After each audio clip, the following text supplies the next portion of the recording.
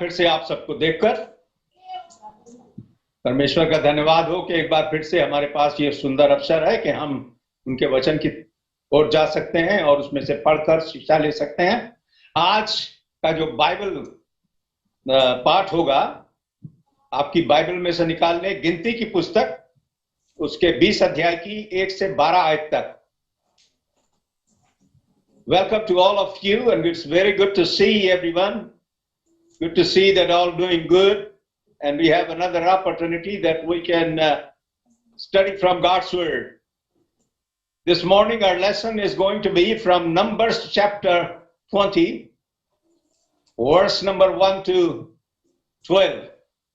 Now we all recall, let me tell you that the book of Numbers is called the Numbers because the children of Israel who left under the guidance of Moses and Aaron, Egypt, they were marching to the promised land as God had promised them, that he would take them to a land flowing with milk and honey.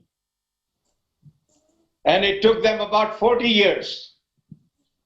And this is about in the 38th year, as we are coming to this story, they had already marched 38 years, that this incident happened at a place called Kadesh.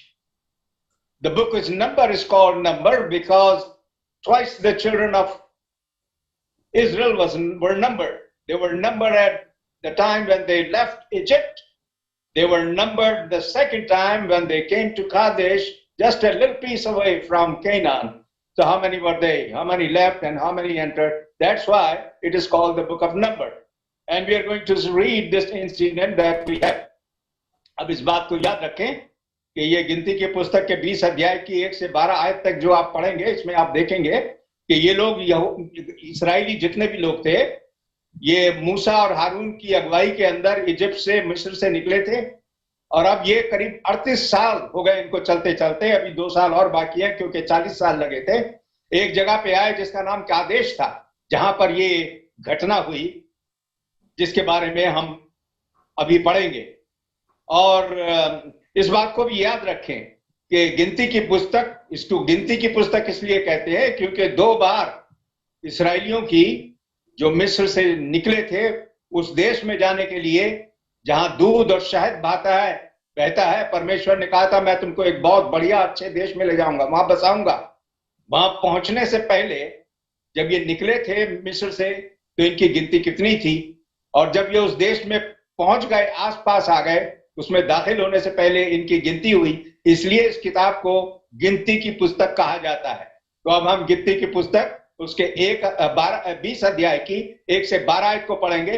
आप पूरी अच्छी तरीके से इस कहानी को सुनिए या अपनी किताब में से देखिए और फिर आपको पूरी अच्छी तरीके से आज के पाठ को समझ में आएगा। Meditate, listen, hear and listen. You're going to read in your English Bibles.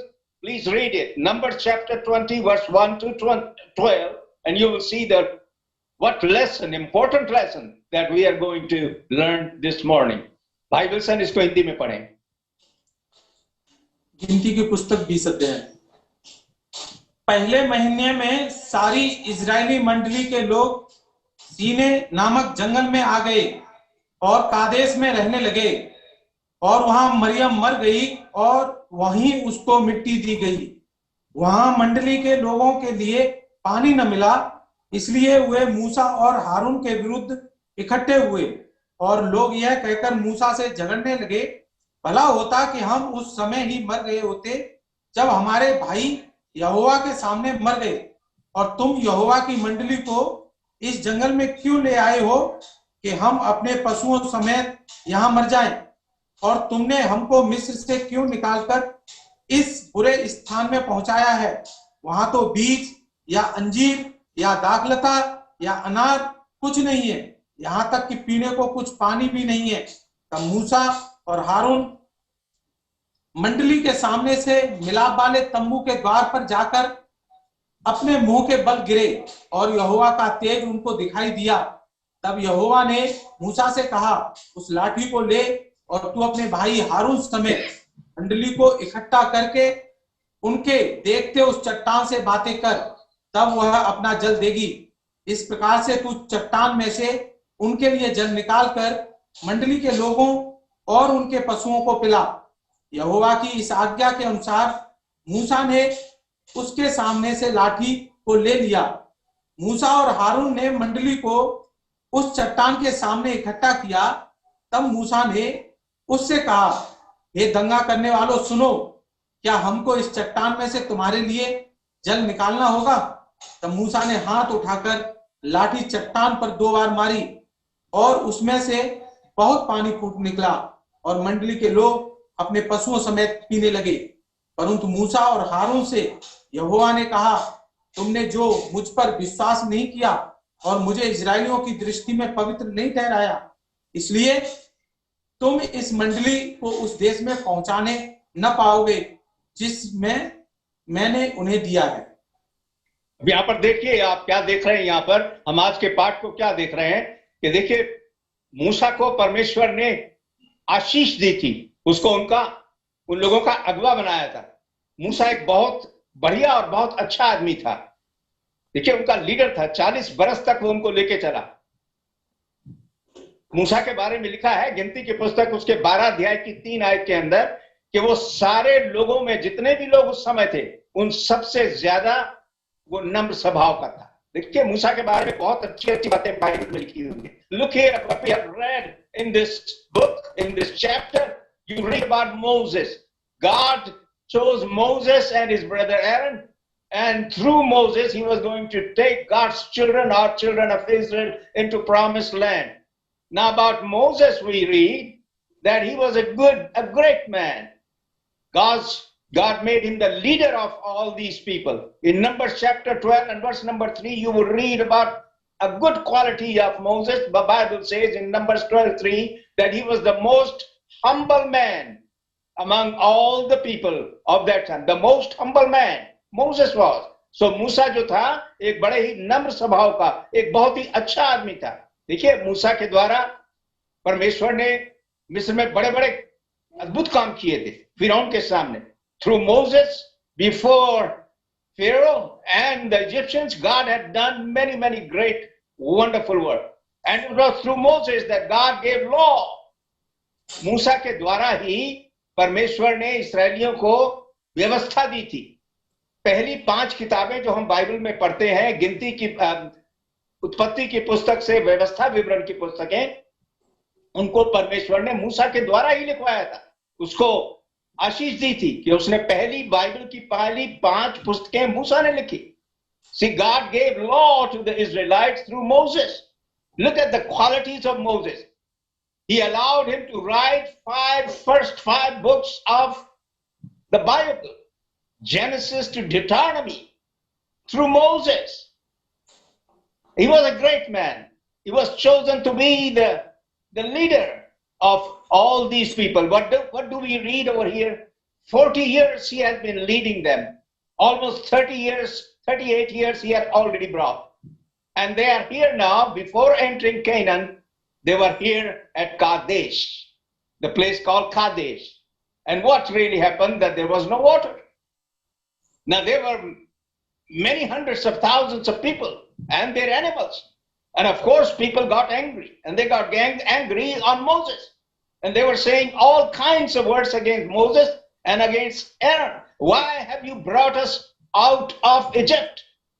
Why did you not leave us over there? You said we are going to go to a promised land, a land where milk and honey flows. But you brought us here and we are dying. Our animals are dying. Our children are dying. We are all dying because there is no water. And so Moses and Aaron, they found themselves in a situation where they looked like they were the culprit.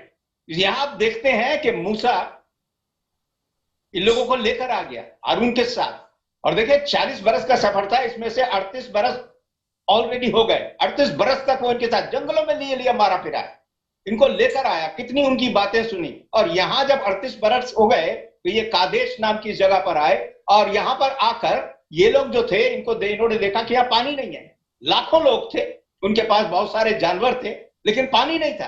तो जाहिर है कि ये तमाम जितने भी लोग थे, ये सब के सब मूसा और हारून के विरुद्ध बोलने लगे। उनको पता नहीं क्या क्या बकने लगे कि तुम हमको कहां निकाल कर ले आए, हम तो मिस्र में अच्छी तरीके से रह रहे थे, यहाँ तुमको हमें ले आए, हम यहाँ प्यासे मर रहे हैं, हमारे बच्चे प्यासे मर रहे हैं, हमारे जानवर प्यासे मर रहे हैं, तुम कह रहे हो तुम हमें एक बहुत बढ़िया देश में लेके जाओगे।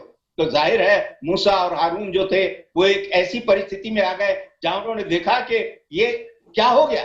सो हम पढ़ते हैं यहाँ पर कि मूसा और हारून दोनों के दोनों परमेश्वर के जो मंदिर उन्होंने बनाया था उसके द्वार पर गए और वहां वो मुंह के बल गिर गए और परमेश्वर ने उनको क्या बोला? परमेश्वर ने मूसा से बोला अपनी लाठी को ले ले और इन लोगों को इकट्ठा कर और चट्टान से कहे और वो तुझे पानी देगी और ये तमाम मंडली पिएगी, इनके पशु पिएंगे।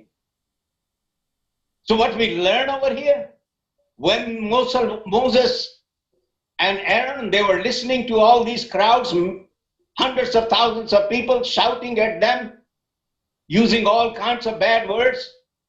Moses and Aaron went to in the presence of God and asked God what they should do. God said, Moses, you take your rod, gathered all these people, gather together and speak to the rock. And that rock would give water enough that all their animals will drink and they would drink. It would be water and water, everybody. Now what happened? Look at 10th verse in your Bible, Numbers chapter 20, verse number 10. तो अब यहां पर आप क्या देखते हैं? जहां हम देखते हैं, अब 10वीं आयत पे आप आ जाइए कि जब परमेश्वर ने उसको बोला कि अपनी लाठी ले, लोगों को इकट्ठा कर, उनके सामने चट्टान से बोल कि वो पानी दे और वो इतना पानी निकलेगा कि इनके पशु पिएंगे, बच्चे पिएंगे, वो पिएंगे और पानी ही पानी हो जाएगा। अब देखिए 10वीं आयत में क्या लिखा है। मूसा ने क्या किया? मूसा ने यहां 3 पाप कर डाले। Look here, Moses committed 3 sins here. Why? Because Moses became angry. He lost his cool. The most humble man, as we read, the most humble man, he lost his cool. He got angry. Why? Because he heard all the shouting of all the people, that they were telling him, why you have done that? Why you have brought us? Moses got angry. They incited him. तो यहां हम क्या देखते हैं कि मूसा को गुस्सा आ गया और देखिए गुस्से में आके उसने 3 पाप कर डाले। Moses committed 3 sins here in verse 10 as you read, because he got angry. मूसा गुस्से में आ गया, उसने अपना संतुलन खो बैठा क्योंकि तमाम लोग जो थे वो मूसा को बार बार कह रहे थे कि तू हमको यहाँ क्या ले आया? मरने के लिए ले आया? तुमने हमारे साथ ऐसा क्यों किया? और यहां हम देखते हैं इसलिए मूसा जो था अपना संतुलन खो बैठा और वो बहुत गुस्से में आ गया और गुस्से में आके उसने क्या किया? उसने यहाँ 3 पाप कर डाले, एक नहीं 3 पाप, जैसे कि हम 10वीं आयत में पढ़ते हैं। In verse 10 you will see Moses committed 3 sins in the heat of anger. He got passionate by listening to all of these people and he committed 3 sins just because of anger.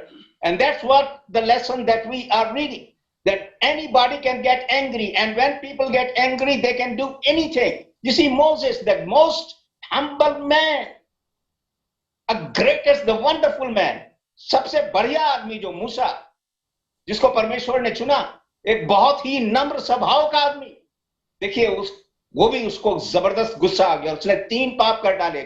उसने क्या किया? सबसे पहली बात, आप 10वीं आयत को देखिए, आप गिनती की पुस्तक 20 अध्याय, सबसे पहली बात उसने लोगों से कहा कि हे दंगा करने वालों हमारी सुनो। अब देखिए परमेश्वर ने क्या बोला था? परमेश्वर ने कहा था कि चट्टान से बोल और वो पानी देगी। अब मूसा किससे बोल रहा है? हे दंगा करने वालों। मूसा उनसे बात कर रहा है, जो परमेश्वर ने कहा वो नहीं किया। What did Moses do over here in verse 10? God had told him to speak to the rock. Instead of speaking to the rock, who did Moses speak to? He said to these people, he said what? Here you rebel. See, speaking to these people because he was so provoked. Number 2, what did he do? He said, must we bring water for you? The credit was not given to God. It was God who was going to give water. देखिए परमेश्वर ने पानी देना था। मूसा यहाँ पर दूसरी गलती की पाप क्या कर रहे हैं? वो ये कि क्या हम तुम्हारे लिए पानी निकालें चट्टान में से? अर्थात मूसा और हारून, चट्टान का पानी, चट्टान में से पानी किसके बल से आएगा? परमेश्वर के। लेकिन मूसा यहाँ पर क्या कह रहे हैं? क्या हम तुम्हारे लिए पानी निकालें? परमेश्वर की महिमा ना करके, परमेश्वर को उसका श्रेय ना देकर मूसा ने अपने ऊपर वो श्रेय ले लिया। तो पहली बात तो उसने चट्टान से बातें ना कर लोगों को बोला, लोगों से बातें की। दूसरी बात हम देखते हैं, उसने वो श्रेय जो परमेश्वर को जाना चाहिए था वो परमेश्वर को ना देकर अपने आप पर ले लिया कि क्या हम तुम्हें पानी दें। और तीसरी बात, परमेश्वर ने कहा था कि तुम चट्टान से बोलना और वो पानी देगी। मूसा ने चट्टान पर मारा। कितनी बार? 2 बार। गुस्से में था वो, एक बार से उसको संतोष नहीं हुआ, उसने 2 बार मारा, तो उसने 3 पाप किए। देखिए, जब इंसान गुस्से में होता है तो वो पाप के ऊपर पाप, पाप के ऊपर पाप करता चला जाता है। When people become incited, angry, in the anger they can do anything. They lose their cool. Moses sinned in the heat, in the passion of the angerness. And you see, that's what the lesson. What did happen after that? See, God gave a severest of punishment to Moses and Aaron. इसका मतलब क्या हुआ कि परमेश्वर ने उनको बुलाया, जैसे भी आपने पढ़ा 12वीं आयत के अंदर, in the verse 12 you have read that. परमेश्वर ने मूसा और हारून दोनों को बुलाया, उनसे कहा तुमने जो लोगों के सामने मुझे सही नहीं ठहराया, मुझे पवित्र नहीं ठहराया, इसलिए तुम उस देश के अंदर जहां पर तुम इनको लेके जाओगे प्रवेश करने नहीं पाओगे। देखिए कितनी बड़ी सजा हम यहां देखते हैं मूसा और हारून को मिली। ये लोग इतनी मुद्दत से, करीब 38 साल से उनको लेकर आ रहे हैं, और अब ये पास आ गए, काफी पास आ गए, कादेश में आ गए। कितनी आशाएं होंगी कि हम उस देश में दाखिल होंगे, लेकिन वो देश में परमेश्वर ने कहा तुम दाखिल नहीं होगे क्योंकि तुमने ये पाप किया। देखिए, मूसा ने पाप किया, और वो पाप क्यों किया? क्योंकि मूसा गुस्से में आ गया। अब देखिए, इसी पाठ को हम देख रहे हैं बाइबल के अंदर कि जब इंसान गुस्से में आ जाता है, और देखिए क्रोध के बारे में बाइबल में क्या लिखा है, गलतियों के 5 अध्याय उसकी 19, 20, 21 आयतों में वहां लिखा है ये शरीर का काम है, और शरीर के काम करने वाले परमेश्वर के राज्य में दाखिल नहीं होंगे। तो हमें इस बात से क्या शिक्षा मिलती है? हमें इस बात से बहुत बड़ी शिक्षा मिलती है। आज परमेश्वर ने कहा कि तुम वहां दाखिल नहीं। और देखिए, व्यवस्था विवरण की पुस्तक उसके 3 अध्याय की 23 से 27 आयत, अगर आपके पास बाइबल है तो पढ़िए। वहां मूसा कह रहा है कि वहां पर जब परमेश्वर ने उसको ये बोल दिया कि अब तुम दाखिल नहीं होगे, मूसा को इतना पछतावा आया कि मैंने ये क्या कर डाला, मैंने ऐसा क्यों किया। मूसा कहता है कि मैंने परमेश्वर से गिड़गिड़ा कर प्रार्थना करी। यहां पर देखिए, आपकी हिंदी की बाइबल में लिखा है गिड़गिड़ा कर प्रार्थना करी कि मेरी गलती को माफ कर दे, मुझे उस देश के अंदर जाने दे। मैंने इतनी मेहनत करी है, मेरी इतनी लालसा है कि मैं उस देश के अंदर चला जाऊं। परमेश्वर ने कहा मैं तुझे इस देश को दिखा तो दूंगा, लेकिन तू प्रवेश नहीं करेगा। इसके बारे में और ज्यादा बात नहीं कर मेरे से। व्यवस्था विवरण की पुस्तक 3 अध्याय उसकी 23 से 27 आयत थे।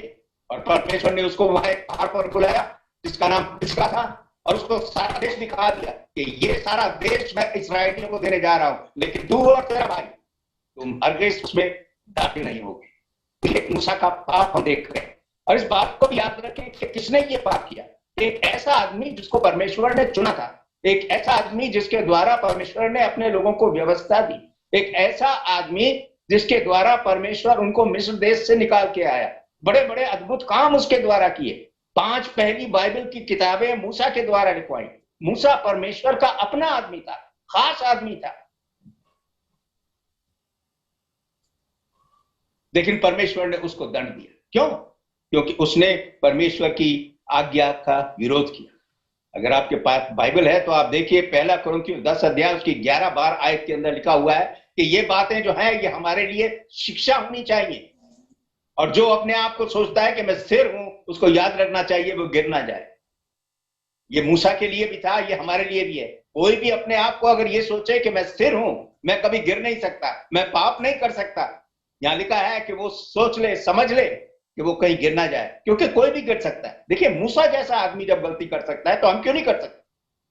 सब गलती कर सकते हैं। और इसीलिए तो बाइबल हमको दी गई है, इसीलिए तो परमेश्वर ने हमको नए नियम के अंदर ये शिक्षाएं दी हैं कि हमें कैसा जीवन एक मसीही होने के खातिर व्यतीत करना चाहिए। मूसा वंचित हो गया, उस देश में जाना नहीं पाया, परमेश्वर कहते हो तुम भी स्वर्ग देश में नहीं जा पाओगे यदि तुम शरीर के काम करो।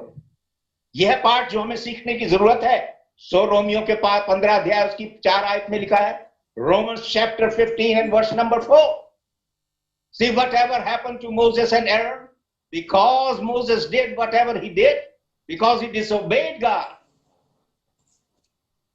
Romans chapter 15 and verse 4 says, all these things happen to them are written in the Bible for our admonition, that we may learn from them. So we learn a great lesson from the life of Moses, from the sin of Moses, from what Moses did. See how great he has the hope and ambitions. Who left Egypt, brought the people out. For many years he was traveling with them.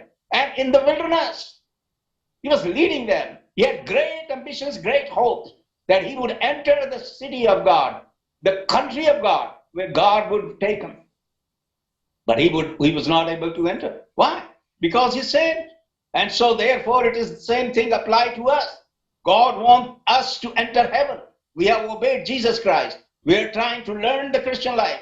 But any sin that comes in our life, that would become obstacle for us to enter heaven. And that is why 1 Corinthians chapter 10, verse number 11 and 12, it says, whosoever thinks that I stand,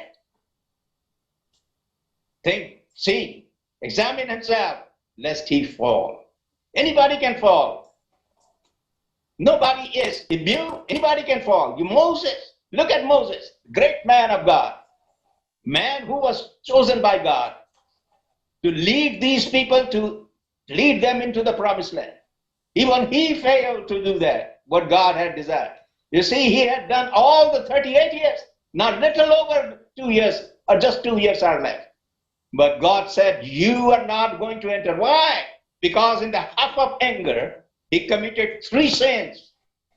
He did not give the glory to God. He did not speak to the rock. He spoke to the people. And he did not speak to the rock. Instead, he hit the rock. Twice, because he was so angry. When people become angry, they can do anything. They would forget what God desires of them. And that's what Moses did. Of course, he was allowed to see the promised land, but he was forbidden that he would not be able to enter. And Moses died at the Mount Pisgah. God buried him over there. He was not allowed to enter just because of his anger. तो इस बात को याद रखें, मूसा जिसको परमेश्वर ने इतनी आशीष दी थी कि वो परमेश्वर के लोगों को उस प्रतिज्ञा के देश में ले जाए, वो उसमें दाखिल नहीं हुआ क्योंकि उसने क्रोध किया। और यही बात बाइबल हमको बताती है कि क्रोध क्या है। क्रोध जो है वो शरीर का काम है, जैसे कि गलतियों की पुस्तक 5 अध्याय उससे 19 से 21 आयत में हम पढ़ते हैं। और जो कोई शरीर के काम करते हैं वो परमेश्वर के राज्य में दाखिल नहीं होंगे, वहां लिखा है। देखिए, हम जो मसीह हैं, हमें बड़ा सतर्क रहना चाहिए। इसीलिए तो पहला पतरस 5 अध्याय उसकी 8वीं आयत में लिखा है, वहां लिखा है सचेत हो और जागते रहो। किसको लिखा? मसीह लोगों के लिए। See, therefore, 1 Peter chapter 5 and verse number 8 says, 1 Peter chapter 5 and verse number 8, Peter wrote to Christians. He said, be sober and be vigilant, because our adversary, our enemy, Satan, is always roaming around us, whomsoever he may devour. You see, Satan devoured, or Satan stopped over here. He made Moses to sin. See, Moses was not alert. Moses was not vigilant, as we should be. And therefore, he came into the trap. He was trapped by Satan. And he sinned. How much Moses regretted? As we have read in Deuteronomy chapter 3, he said, I pleaded with God. I prayed with God. Moses said, I said to God, please God, so many years I have done that. I have brought these people. I have listened to your word. I have done everything what you said. Now I have just made this mistake. What did God say? God said to him, do not speak to me anymore. You read that in Deuteronomy chapter 3 and verse number 23 and 27. God said, speak no more about that now. You and your brother are not going to enter. because you have sinned against me. What sin Moses committed? Because in his anger, in his passion, in the heat, he did that God did not ask him to do. And so this is why Romans chapter 15:4 says that these things were written for our admonition, that we should learn, that we should not give Satan a place. You see, Satan is still working on us, just like he worked on Moses. So याद रखना चाहिए शैतान ने, जैसे अभी हमने पढ़ा पहला पत्रस 5 अध्याय उसकी 8वीं आयत के अंदर पत्रस लिखकर मसीह लोगों को कहते हैं, सचेत हो और जागते रहो, क्योंकि तुम्हारा दुश्मन शैतान वो हर समय तुम्हारे चारों तरफ रहता है, वो ये देखता है कि किसको फाड़ का है। देखिए, शैतान नहीं चाहता था कि मूसा उस प्रतिज्ञा किए देश के अंदर दाखिल हो। मूसा सचेत नहीं रहा, उसने शैतान को अवसर दे दिया, और इसीलिए वो यहां पर लिखा हुआ है कि हम सचेत रहें। शैतान जो है वो नहीं चाहता। देखिए, वो हमारे लिए शिक्षा के लिए लिखा गया, हमारी शिक्षा के लिए ये हुआ, और जो लिखा गया हमारी शिक्षा के लिए लिखा गया। जैसे रोमियो 15:4 में हम पढ़ते हैं कि जैसे मूसा उस प्रतिज्ञा किए देश में नहीं जा सका क्योंकि उसने गलती की, ऐसी ही गलती शैतान हमसे भी करवाता है, ताकि हम उस प्रतिज्ञा किए देश अर्थात स्वर्ग के अंदर दाखिल ना हो। देखिए, हमारे मसीही जीवन का एकमात्र उद्देश्य क्या है? हम स्वर्ग में जाना चाहते हैं, इसीलिए हम आराधना कर रहे हैं, इसीलिए हम अपना मसीही जीवन व्यतीत करते हैं, इसीलिए हम बहुत सी चीजों को नहीं करते, कामों को नहीं करते जो दुनिया के लोग करते हैं। क्यों? क्योंकि हम स्वर्ग में जाना चाहते हैं। लेकिन शैतान नहीं चाहता कि हम स्वर्ग में जाएं, तो वो ये देखता रहता है कि किस तरीके से वो हमको स्वर्ग में जाने से रोक दे, और वो ये देखता है कि हमारी कमजोर कड़ी कौन सी है, हमारी कमजोरी कौन सी है। You see, that's what Satan did to Moses. See, Satan does not want we should enter heaven. So he is looking always for any opportunity, for anything that he may do through us, so that we may sin against God and we may not enter the promised land, that is heaven. This is a lesson that we need to learn. Moses, a great man of God, Satan worked on him. Satan saw the weakness in Moses, that he was weak. Satan is looking for our weaknesses. Where are we weak? And when Moses can fall, we can fall. So that's why we have to be very, very careful. We have to be alert, because Satan wants to stop us from entering heaven. शैतान नहीं चाहता कि हम स्वर्ग में दाखिल हो, इसलिए देखिए वो हमेशा ये कोशिश करता रहता है कि किस तरीके से, हमारी कमजोरी क्या है। Satan is looking for our weaknesses, where he can falter us. शैतान जो है हमारी कमजोरियों को देख रहा है कि कहां वो हमको गिरा सकता है। बाइबल में लिखा है कि शैतान 3 तरीके से काम करता है, और इस बात को हमने देखा। पहला यूहन्ना 2 अध्याय उसकी 15 से 17 आयत 3 तरीके से काम करता है,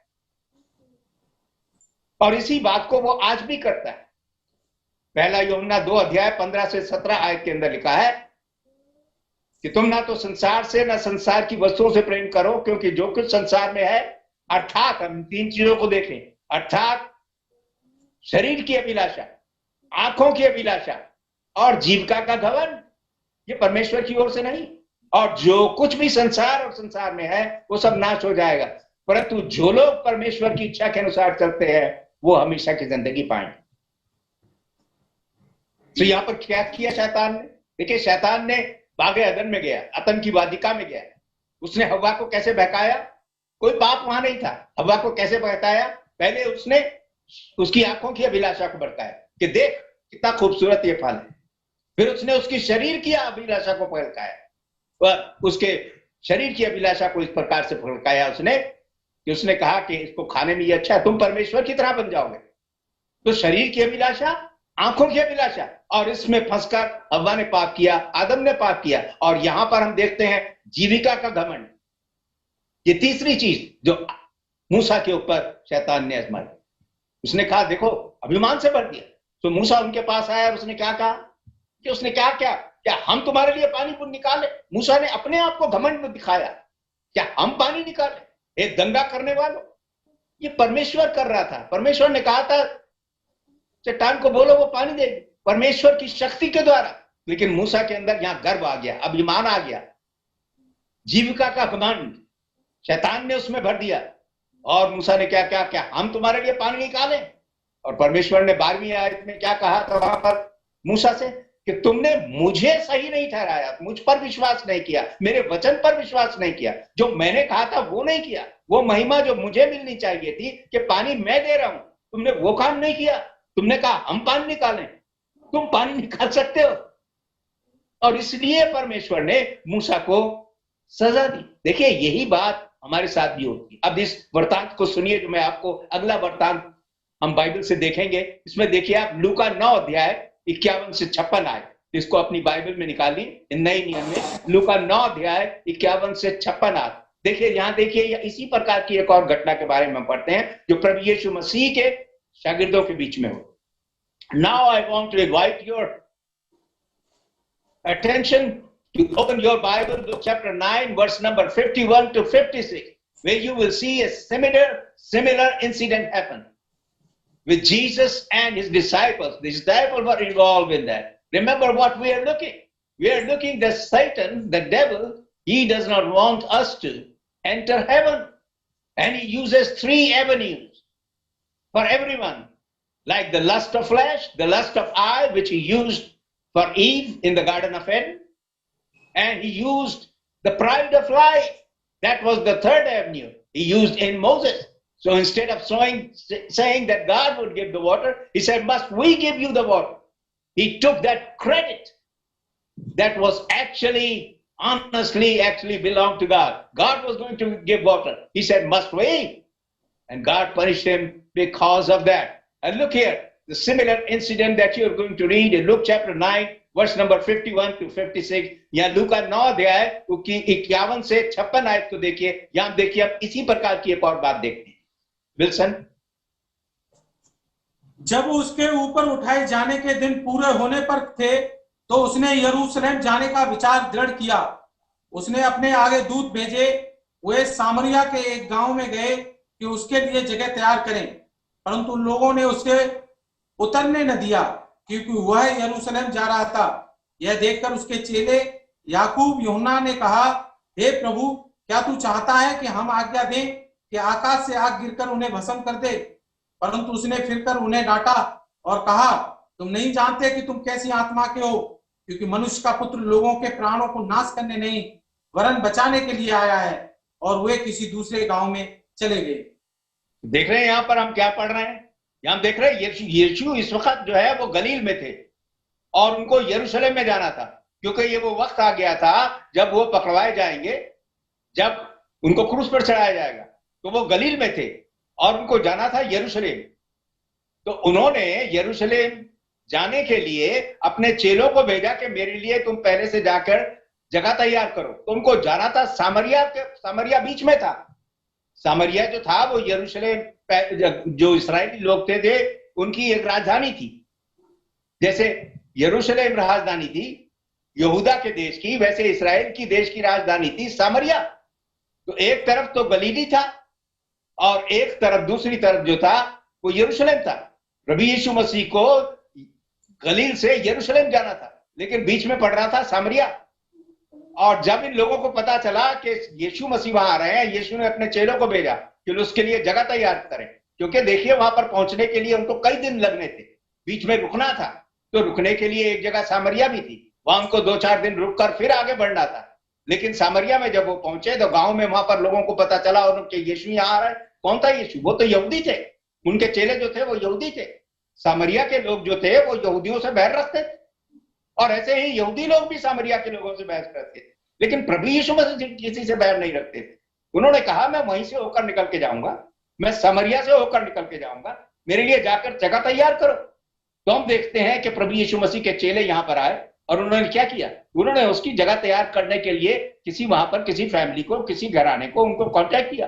गांव में ये जो है अफवाह फैल गई कि यीशु यहाँ आ रहा है, वो तो यहूदी है, और उसके चेले यहाँ पर आए हैं वो भी यहूदी है। तो उन्होंने क्या किया कि वो तो यहाँ हरगिज नहीं आ सकते। इन लोगों ने मना कर दिया कि यीशु को यहाँ पर रहने की कोई जरूरत नहीं है, यहां से वो होकर भी नहीं जा सकता, सामरिया में से निकल कर भी नहीं आ सकता। अब देखिए आप क्या पढ़ते हैं यहाँ पर, आपने यहाँ पर पढ़ा 54 आयत के अंदर यहां लिखा है, याकूब और यूहन्ना प्रभु यीशु मसीह के जो चेले थे, वो इस बात को सुनकर बड़े क्रोध में भर गए। याकूब और यूहन्ना बहुत गुस्से में, जलजलाहट में भर गए। और उन्होंने क्या कहा? उन्होंने यीशु से कहा कि प्रभु, अगर तू चाहता है तो मैं आज्ञा दे, हम आग बरसा के इनके ऊपर सबको नाश कर दें। देखिए, गुस्सा, क्रोध।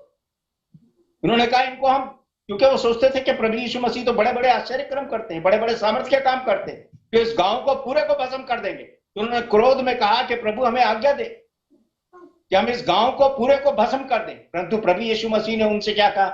प्रभु यीशु मसीह ने कहा उनसे कि तुम नहीं जानते कि तुम कैसी आत्मा के हो, तुम नहीं जानते कि तुम्हें कैसी शिक्षा मैंने दी है, तुम नहीं जानते कि तुम कौन लोग हो। और प्रभु ने क्या किया? वो किसी दूसरे मार्ग से होकर चले गए। तो इस बात को याद रखें कि क्रोध और गुस्सा जो है वो एक ऐसी चीज है जो मसीही लोगों को, परमेश्वर के लोगों को, यहां हम देखते हैं प्रभु यीशु मसीह के अपने चेले हैं, उन्होंने प्रभु से कहा कि हम इनको भस्म कर देंगे। क्यों? क्योंकि उनको गुस्सा आ गया कि ये कैसे हो सकता है कि वो यीशु को यहां से नहीं जाने देंगे, वो हमको नहीं जाने देंगे, वो जानते नहीं हम कौन है। देखिए, मूसा ने भी तो ऐसे ही किया था। जब मूसा ने वहां पर लोगों से बोला, है दंगा करने वालों, क्या तुम नहीं जानते? उसने कहा कि क्या तुम नहीं जानते कि हम कौन है? हम तुमको पानी देंगे। ये घमंड होता है जो भर जाता है। और यहां पर हम देखते हैं यीशु के चेलों के अंदर यही बात हम देख रहे हैं।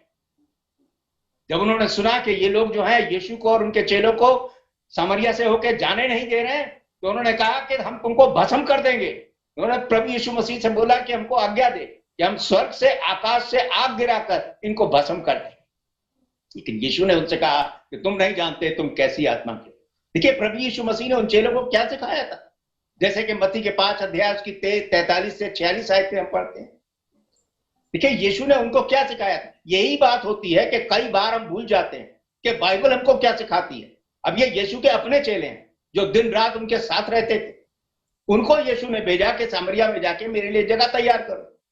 और जब उन्होंने विरोध किया, तो देखिए ये यीशु के चेले जिनको उन्होंने ये शिक्षा दी थी कि अपने दुश्मनों से भी प्रेम करो। मत्ती के 5 अध्याय 43 से 46 आयत में, जो तुम्हारा विरोध करें उनके लिए प्रार्थना करो, उनका बुरा ना चाहो, तुम्हारे शत्रु भी हो जो तुम्हारा विरोध करते हैं उनके लिए प्रार्थना करो, उनके लिए आशीष मांगो। ये यीशु ने अपने इन चेलों को भी सिखाया था। इसलिए यीशु ने कहा कि तुम नहीं जानते कि तुम कैसी आत्मा के हो, तुम नहीं जानते कि तुम्हें मैंने क्या शिक्षाएं दी हैं, तुम ये क्या कह रहे हो। और क्या किया प्रभु ने? उनको लेकर वो किसी दूसरे मार्ग से चले गए, क्योंकि उन लोगों ने कोई जाने की इजाजत नहीं थी, उनका विरोध नहीं किया, उनसे लड़ाई झगड़ा नहीं किया। प्रभु वहां से कहीं और से होकर निकल गए। देखिए, ये होता है मसीही स्वभाव। हम लोग जो मसीह हैं, हमें इस बात को याद रखना चाहिए कि हम लड़ाई झगड़ा, बैर, क्रोध, ईर्ष्या, ये सब चीजें नहीं कर सकते, क्योंकि ये शरीर के काम हैं। हम ऐसी जगह पर ऐसे लोगों के साथ हम ये बर्ताव नहीं कर सकते। तो हमें इस बात को याद रखना चाहिए। यीशु के यहाँ पर चेलों के द्वारा हम क्या शिक्षा सीख रहे हैं। यही प्रभु ने उनसे कहा, तुम नहीं जानते तुम कैसी आत्मा के हो, तुम नहीं जानते कि मैंने तुमको कैसी शिक्षाएं दी हैं। ये सब शरीर के काम है, जैसे हमने देखा। और देखिए, शरीर के कामों को निरस्त करने के लिए, उनको व्यर्थ करने के लिए पौलुस एक बड़ी अच्छी शिक्षा देते हैं, जहां वो शरीर के काम के लिए बोल रहे हैं। गलतियों की पुस्तक उसके 5 अध्याय को निकाले आप अपनी बाइबल में। Open your Bible to Galatians chapter 5 where we read about the works of flesh. Now, before I go over there, let me remind you what we have read in Luke chapter 9 verse number 51 to 56. We have read over here that Jesus wanted to go with his disciples to Jerusalem, and he was in Galilee. But to go to Jerusalem from Galilee, in the middle, there was another place that was Samaria. Now the Samaritans did not like Jew, and neither did the Jew like the Samaritan. So when the Samaritan heard that Jesus was passing through Samaria, and his disciples came to prepare a place for Jesus to stay there for a few days before he would walk or go to Jerusalem. What did the Samaritan do? Samaritan said, he cannot stay over here. Jesus, because he was a Jew, his disciples were Jews. And so what did James and John do? What did we read over here? We read over here that James and John asked Jesus, Lord, give us the permission that we should call fire from heaven, that we destroy this whole village. You see, this is what the disciple of Jesus did. But what did Jesus tell them? Jesus told them, you don't know of what spirit you are. See, Jesus had been telling them, teaching them something else. They forgot about that. This is just like us. We listen, we read from God's word, how Christians should behave, how Christians should live. But we forget many a time, and we sin, just like Moses did, just like James and John are doing over here. They say, Lord, give us the permission. Allow us that we must call fire from heaven so that we destroy this place. How dare they that they would not let us stay or go through Samaria? But what did Jesus say? Jesus said, you don't know of what spirit you are. You don't know what I have taught you. See, they forgot what Jesus had been teaching them. Jesus had been teaching them, as we read in Matthew chapter 5, verse number 43 to 46. Love your enemies. What are they doing over here? They wanted to bring fire and destroy them. Jesus has taught them, love your enemy. Pray for them who despise you. Pray, don't curse them. Jesus said, you don't know what spirit you are. You don't remember what I taught you. You want to call the fire? You should instead forgive them. This is what I have taught you. We as Christians, therefore, should learn to behave like children of God. James and John did not behave like children of God. They did not behave like Jesus' disciple. Jesus said, you don't know of what spirit you are. तो यहाँ हम देखते हैं कि याकूब और यूहन्ना दोनों जो आग स्वर्ग से लाना चाहते थे इन लोगों को नाश करने के लिए, वो इस बात को भूल गए कि वो किसके शागिर्द हैं। वो इस बात को भूल गए कि वो चेले किसके हैं? यीशु के, जिन्होंने उनको सिखाया था अपने दुश्मनों के लिए प्रेम करना, उनके लिए प्रार्थना करना, किसी का बुरा ना चाहना। और ये वही काम कर रहे हैं, उसके विरोध में कर रहे हैं जो यीशु ने उनको कहा था। देखिए, यही बात हर एक इंसान के पास होती है। And so I was going to give you the antidote for the work of the flesh. You see, anger is like any other flesh, works of the flesh is also the work of flesh. And because of that, a Christian would not be able to enter heaven. But there is an antidote. How we can control the work of flesh. अब यहाँ पर देखिए हम किस तरीके से जो शरीर के काम है, जैसे क्रोध भी शरीर का काम है, उसको हम कैसे परे कर सकते हैं। उसका हम एक एंटीडोट देख रहे हैं, उसका हम एक विरोध देख रहे हैं कि कैसे हम उसको गलत साबित कर सकते हैं। गुस्सा हम पर हावी नहीं होगा, हम कैसे उसको अपने आप से निकाल सकते हैं। गलतियों 5 अध्याय या 19 से 21 आयत में आपने पढ़ा, ये शरीर के काम है। वहां देखिए 15 और 16 आयत को पढ़िए, यहां हम क्या पढ़ते हैं। Open your Bible to Galatians chapter 5 and you read in 16 and 17 verse over here. You will read over here the antidote, how you can solve the solution of the work of the flesh. If any of the work of flesh is going to control you, trying to control you, how can you destroy the work of flesh? Look at verse number 16 and verse number 17 in Galatians chapter 5. यहाँ गलतियों की पुस्तक 5 अध्याय 16 और 17 आयत में देखिए पौलुस क्या कहते हैं। मैं कहता हूं आत्मा के अनुसार चलो तो तुम शरीर की लालसा किसी रीति से पूरी ना करोगे, क्योंकि शरीर आत्मा के विरोध में और आत्मा शरीर के विरोध में लालसा करता है और ये एक दूसरे के विरोधी हैं, इसलिए कि तुम जो करना चाहते हो वो ना करने पाओ। तो क्या कह रहे हैं पौलुस? आत्मा के अनुसार चलो। कैसे चलते हैं हम आत्मा के अनुसार? परमेश्वर का वचन जो पवित्र आत्मा की प्रेरणा के द्वारा लिखा गया, जब हम उस शिक्षा के अनुसार चलेंगे तो हम कोई भी शरीर का काम नहीं करेंगे। शरीर का कोई भी काम, कोई भी पाप हम पर हावी नहीं होगा। हम हर एक परिस्थिति में अपने आप को एक मसीही होने के नाते अपने आप को चलाएंगे। जैसे हम याकूब और यूहन्ना के बारे में पढ़ते हैं, यीशु ने उनसे कहा कि तुम जानते नहीं, तुम समझते नहीं, तुम भूल गए कि तुम कौन हो। ऐसे ही हम कभी कभी भूल जाते हैं, हम कभी ऐसी परिस्थिति में आते हैं हम शरीर के काम कर बैठे। लेकिन पौलुस क्या कह रहे हैं? मैं तुमसे कहता हूं, पौलुस कह रहे हैं आत्मा के अनुसार चलो। हम कैसे चलते हैं आत्मा के अनुसार? जब हम परमेश्वर के वचन की शिक्षा के अनुसार चलते हैं, जो परमेश्वर की आत्मा के पवित्र आत्मा की प्रेरणा से लिखा गया। मैं कहता हूं कि आत्मा के अनुसार चलो, तब तुम शरीर की लालसा किसी रीति से पूरी नहीं कर पाओगे। कि यही बात है, अगर हम आत्मा के अनुसार चले, परमेश्वर का आत्मा से हमें क्या शिक्षा मिलती है, परमेश्वर अपने वचन की पुस्तक के द्वारा हमको क्या सिखाते हैं, परमेश्वर का पवित्र आत्मा हमको क्या शिक्षा देता है, यदि हम उसकी शिक्षा के अनुसार चले तो हम कभी भी कोई भी शरीर का काम नहीं करेंगे। क्यों करते हैं हम? इसलिए क्योंकि हम आत्मा के अनुसार नहीं चलते, हम शैतान के झांसे में आ जाते हैं। शैतान जो हमें स्वर्ग में जाने से रोकना चाहता है, उसने मूसा को नहीं छोड़ा, जहां याकूब और यूहन्ना को नहीं छोड़ा, यीशु के ऊपर भी अपना हाथ आजमाया, लेकिन यीशु उसके झांसे में नहीं आए। वो हमको भी नहीं छोड़ेगा। वो नहीं चाहता कि हम स्वर्ग में जाएं। हमने ईमान किया है, हमने बपतिस्मा लिया है, मसीह हम आराधना करते हैं, लेकिन शैतान नहीं चाहता कि हम स्वर्ग में जाएं। तो वो हमेशा ये कोशिश करता है कि वो हमारे ऊपर हावी हो, शरीर के काम हमारे ऊपर लाता है। तो इस बात को याद रखें। Remember that what we are reading over here in Galatians chapter 5 verses 19 to 21, he says, anger like others work, these are the works of flesh, those who do these works of flesh will not inherit heaven. And he gives an antidote in verse number 16. He says, if you walk by the Spirit, then you will in no way fulfill the desires of the flesh. How do we walk by the Spirit? The written word of God was written by the inspiration of God.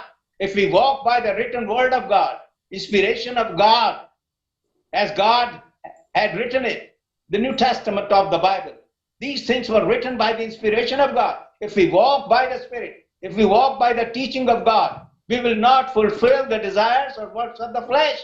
That's the only antidote. See, Satan doesn't want us to enter heaven. He's always working on us in every situation, wherever we are. He did not spare Moses. He did not spare James and John. He did not want to even spare Jesus. See, he's worked on us. He's trying to stop us from getting heaven. But Paul says here in verse number 16, if you will walk by the Spirit, you will in no way fulfill the desire of the flesh. So what we should remember that we should control ourselves. In situations like that, you see, when people get angry, they use bad language. When people get angry, they use cursing words. When people get angry, they fight, even murder. They do all kinds of things because they forget who they are. But if we walk by the Spirit, if we walk by the teaching of God's word, we would know those kind of things. We would not do those kind of things because we know that we have another Spirit. Jesus said to John and James, you don't know of what spirit you are. You forget what teaching you have received. And that's exactly with us. We should remember in all situations who we are.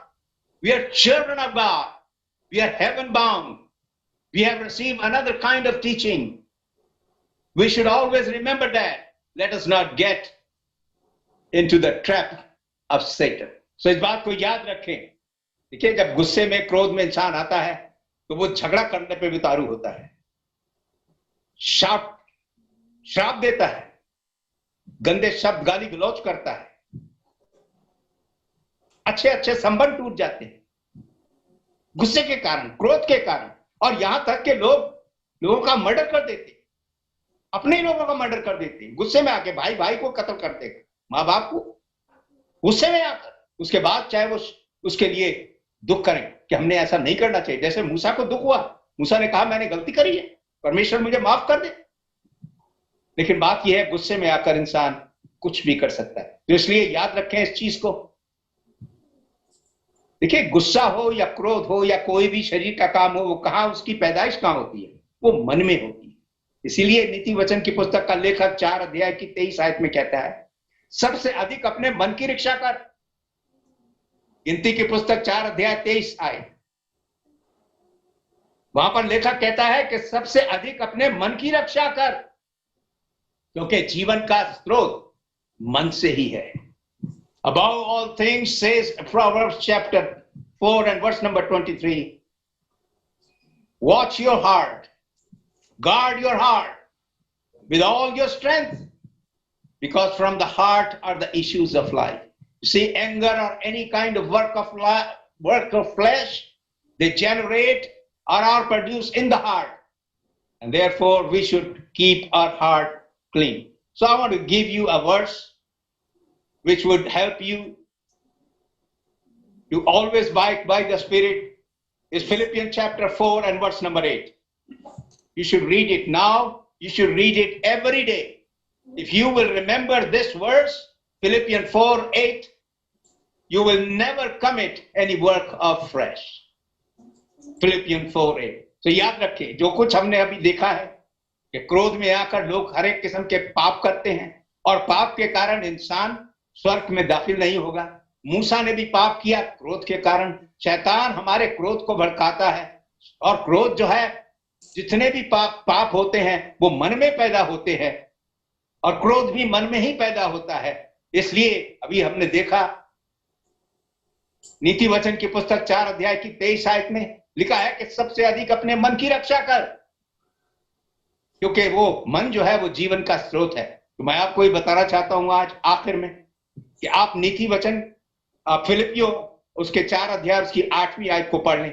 फिलिपियों 4 अध्याय उसकी 8वीं आयत को पढ़ लें और फिलिपियों 4 अध्याय उसकी 8वीं आयत को प्रतिदिन पढ़ें। देखिए, मैं भी ऐसा करता हूं, आपको सही बात बता रहा हूं। तो आप शरीर के कामों से बचे रहेंगे, चाहे शैतान कितना भी कुछ करे, वो आपको भड़का नहीं पाएगा। जो गलती हो जाती है वो यही हो जाती है कि हमारा जो ध्यान होता है, हमारा जो मेडिटेशन होता है, वो गलत बातों पे जाता है। अगर हम परमेश्वर के वचन की तरफ ध्यान रखें हमेशा, तो गलत बातें हम करेंगे नहीं, सोचेंगे नहीं। यही फिलिपियों 4 अध्याय उसकी 8वीं आयत में लिखा है। देखिए, मैं आपको पढ़ के सुनाता हूं। फिलिपियों 4 अध्याय और उसकी 8वीं आयत में पौलुस कहते हैं कि हमारा मन जो है वो कैसी बातों के ऊपर हमें अपने मन को लगाना चाहिए हमेशा। इसलिए भाइयों, जो जो बातें सत्य हैं, जो जो बातें आदरणीय हैं, जो जो बातें उचित है, जो जो बातें पवित्र हैं, जो जो बातें सुहावनी हैं, जो बातें मनभावनी हैं, अर्थात जो सद्गुण और प्रशंसा की बातें हैं, उन पर ध्यान लगाया करो। देखिए, अगर आप अपनी किचन में काम कर रहे हैं, अगर आप कपड़े धो रहे हैं, अगर आप खाना बना रहे हैं, अगर आप सफाई कर रहे हैं, आप ऑफिस में काम कर रहे हैं, आप कहीं भी हैं, अपने मन में अगर आप परमेश्वर के वचन की तरफ लगे रहोगे तो शरीर का काम आपकी तरफ नहीं आएगा। यही पौलुस कह रहे हैं। आपका मेडिटेशन, आपका ध्यान इन बातों पे जाना चाहिए। कोई भी काम करते होते हैं, आप परमेश्वर के वचन की बातों को सोचें। ऐसा ही मैं करता हूं। मैं सुबह से उठ के इसी में लग जाता हूं, परमेश्वर के वचन का अध्ययन करता हूं। मैं और किसी के बारे में सोचता ही नहीं हूं। कोई बुरी बात मेरे मन में नहीं आती, ना आनी चाहिए। मैं कोशिश करता हूं अपने मन को निरंतर रखूं। और वो क्या निरंतर रखता है? एक ही चीज है जो हमारे मन को कंट्रोल करती है, नियंत्रित करती है, वो है परमेश्वर का वचन। अगर हम रात दिन उसके ऊपर मनन करते रहेंगे, उन्हीं बातों को, चाहे कोई भी काम कर रहे हैं, कहीं भी हैं, सोचे परमेश्वर के वचन के बारे में, वो हमें क्या सिखाता है। यदि हमारा मेडिटेशन, यदि हमारा ध्यान उस पर लगा रहेगा, यही फिर पौलुस क्या कह रहे हैं फिलिपियों 4:8 में, ऐसी बातों पर अपना मान लगा कर रखो तो शैतान तुम्हारे ऊपर हावी नहीं होगा। Remember, this is what Paul is saying in Philippians chapter 4 and verse number 8. Meditate on these things, he says, when you are working, wherever you are, in your house or outside the house, in the kitchen or wherever you are, when you are working, washing clothes, washing utensils, or doing any other work, cleaning, working wherever, driving, or doing anything, always be thinking and meditating on God's word. Think what God's word teaches you. And if that will be in our mind all the time. See, this is what I try to practice every day. Whole day I'm involved reading and studying the word of God, meditating on that. That saves me. That will save you. That will save us all. And that's what Paul is saying. Meditate on these things. Meditate on the word of God. If we would do that, Satan would not be able to control us. We would not be able to be motivated by the works of flesh. Satan would not be able to control us.